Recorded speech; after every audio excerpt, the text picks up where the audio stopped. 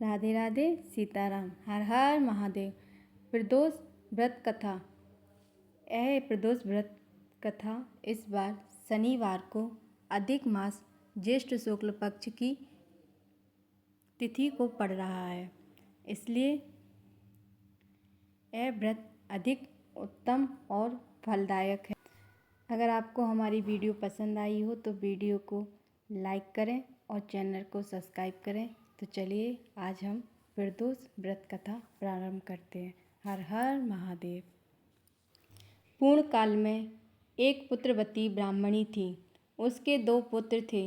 वह ब्राह्मणी बहुत ही निर्धन देव योग से उसे एक दिन महर्षि शार्ङ्गील के दर्शन हुए। महर्षि के मुख से प्रदोष व्रत में शिव पूजन की महिमा को सुनकर उस ब्राह्मणी ने ऋषि से पूजन की विधि पूछी। उसकी श्रद्धा और आग्रह से ऋषि ने उस ब्राह्मणी को शिव पूजन का उपयुक्त विधान बतलाया और ब्राह्मणी से कहा, तुम अपने दोनों पुत्रों से शिव की पूजा कराओ। इस व्रत के प्रभाव से तुम्हें 1 वर्ष के पश्चात पूर्ण सिद्धि प्राप्त होगी। उस ब्राह्मणी ने महर्षि शार्ङ्गील के वचन सुन उन बालकों के सहित नतमस्तक होकर मुनि के चरणों में प्रणाम किया और बोली, हे ब्राह्मण, आज मैं आपके दर्शन से धन्य हो गई हूँ। मेरे ये दोनों कुमार आपकी शरण में हैं। यह शुचिव्रत मेरा पुत्र है और यह राजसूत मेरा धर्मपुत्र है। ये दोनों बालक आपके सेवक हैं। आप मेरा उद्धार कीजिए। उस ब्राह्मणी को शरणागत जानकर मुनि ने मधुर वचनों द्वारा दोनों कुमारों को शिव जी की आराधना विधि बतलाया। तदंतर वे दोनों बालक और ब्राह्मणी मुनि को प्रणाम कर शिव के मंदिर में चले गए। उस दिन से वे दोनों बालक मुनि के कथा अनुसार नियम पूर्वक प्रदोष काल में शिव जी की आराधना करने लगे। पूजा करते हुए उन दोनों को 4 महीने बीत गए। एक दिन राजसूत की अनुपस्थिति में शुचिव्रत स्नान करने नदी के किनारे चला गया और वहां जल क्रीड़ा करने लगा। संयोग से उसी समय उसे नदी के दरार में चमकता हुआ धन का बहुत बड़ा कलश दिखाई पड़ा। उस धन पूर्ति कलश को देखकर शुचिव्रत बहुत ही प्रसन्न हुआ। उस कलश को सिर पर रखकर घर ले आया। कलश को भूमि पर रखकर वह अपनी माता से बोला, हे माता, शिवजी की महिमा तो देखो। भगवान ने इस घड़े के रूप में मुझे अपार संपत्ति दी है। उसकी माता घड़े को देखकर आश्चर्य करने लगी और राजसूत को बुलाकर कहा, बेटे, मेरी बात सुनो।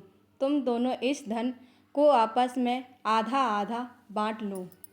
माता की बात सुनकर शुचिव्रत अत्यंत प्रसन्न हुआ, परंतु राजसूत ने अपनी असहमति प्रकट करते हुए कहा, हे माँ, यह धन तेरे पुत्र के पुण्य से उसे प्राप्त हुआ है।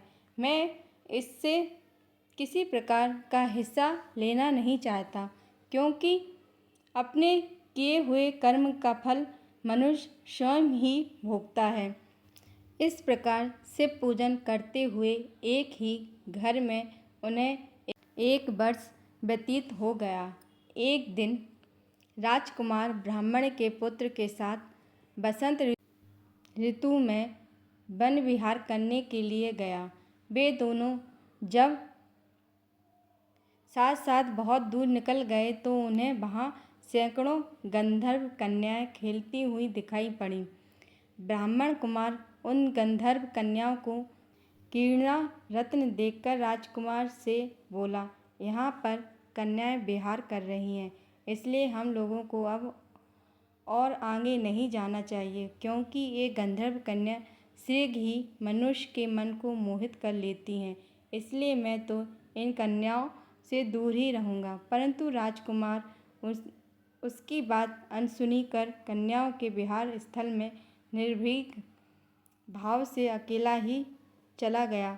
उन सभी गंधर्व कन्याओं में प्रधान सुंदरी उस आए हुए राजकुमार को देखकर मन में विचार करने लगी कि कामदेव के समान सुंदर रूप वाला यह राजकुमार कौन है।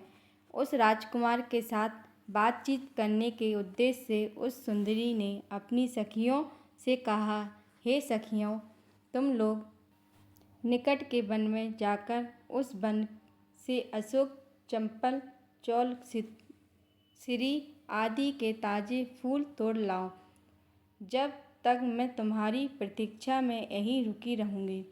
उस गंधर्व कुमारी की बात सुनते सब सखियाँ वहाँ से चली गईं। सखियों के जाने के बाद वह गंधर्व कन्या उस राजकुमार को स्थिर दृष्टि से देखने लगी। उन दोनों में परस्पर प्रेम का संचार होने लगा। गंधर्व कन्या ने राजकुमार को बैठने के लिए आसन दिया। प्रेमालाप के कारण राजकुमार के सहवास के लिए वह सुंदरी व्याकुल हो उठी और राजकुमार से प्रश्न करने लगी, हे कमल के समान नेत्रों वाले, आप किस देश के रहने वाले हैं? आपका यहाँ आना कैसे हुआ? गंधर्व कन्या की बात सुनकर राजकुमार ने उत्तर दिया, मैं विदर्भ राज का पुत्र हूँ। मेरे माता पिता स्वर्गवासी हो चुके हैं। शत्रुओं ने मुझसे मेरा राज हरण कर लिया है। राजकुमार ने अपना परिचय देकर उस गंधर्व कन्या से पूछा, आप कौन हैं? किसकी पुत्री हैं और इस वन में किस उद्देश्य से आई हैं? आप मुझे से क्या कहना चाहती हैं? राजकुमार की बात सुनकर गंधर्व कन्या ने कहा, मैं विद्रविक नामक गंधर्व की पुत्री असुमति हूँ। मैं आपको देखकर आपसे बातचीत करने के लिए ही यहाँ पर सखियों का साथ छोड़कर रह गई हूँ। मैं गान विद्या में बहुत ही निपुण हूँ। मेरे गान पर सभी देवगानाएँ रीझ जाती हैं। मैं चाहती हूँ कि आप और मेरा प्रेम सर्वदा बना रहे। इतनी बात कहकर उस गंधर्व कन्या ने अपने गले का बहुमूल्य मुक्ताहार राजकुमार के गले में डाल दिया। वह हार उन दोनों के प्रेम का प्रतीक बन गया।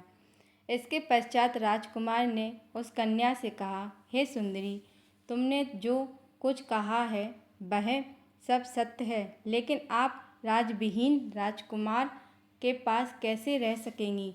आप अपने पिता की अनुमति लिए बिना मेरे साथ कैसे चल सकती हैं? राजकुमार की बात पर वह कन्या मुस्कुराकर कहने लगी, जो कुछ भी हो, मैं अपनी इच्छा से ही आपका वरण करूँगी। अब आप परसों प्रातःकाल यहाँ पर आइएगा।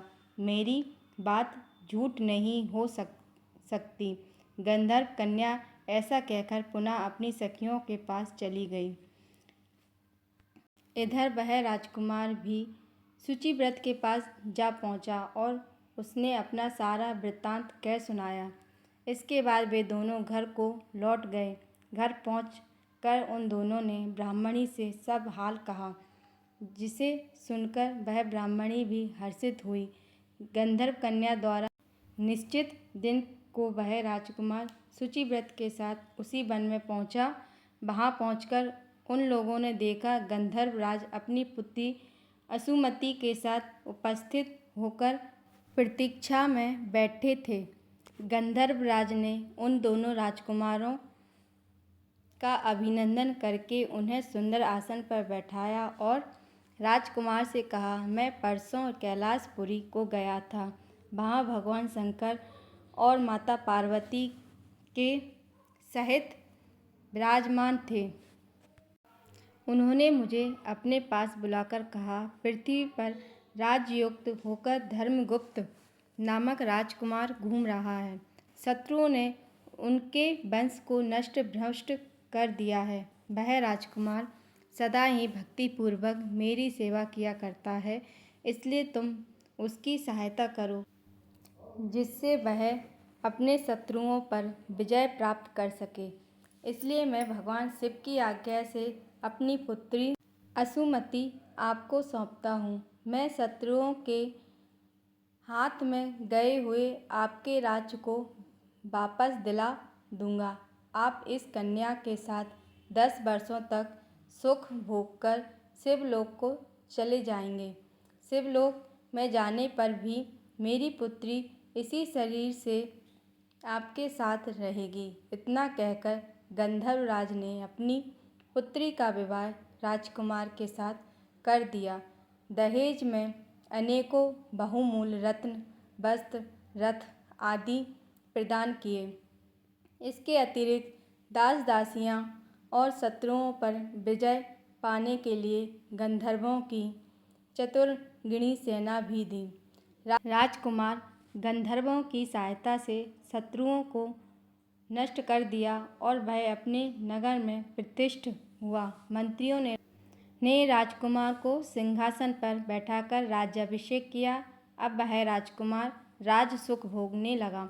जिस दरिद्र ब्राह्मणी ने उसका पालन पोषण किया था, उसे ही राजमाता के पद पर आसीन किया था। वह शुचिव्रत ही उसका छोटा भाई बना। इस प्रकार प्रदोष व्रत में शिव पूजन के प्रभाव से वह राजकुमार दुर्लभ पद को प्राप्त हुआ। जो मनुष्य प्रदोष काल में या नित्य ही इस कथा को श्रवण करता है, वह निश्चय ही सभी कष्टों से मुक्त हो जाता है और अंत में वह परम पद का अधिकारी बनता है। बोलो शंकर भगवान की जय। अगर आपको हमारी वीडियो अच्छी लगी है तो वीडियो को लाइक करें और चैनल को सब्सक्राइब करें। धन्यवाद। राधे राधे। हर महादेव।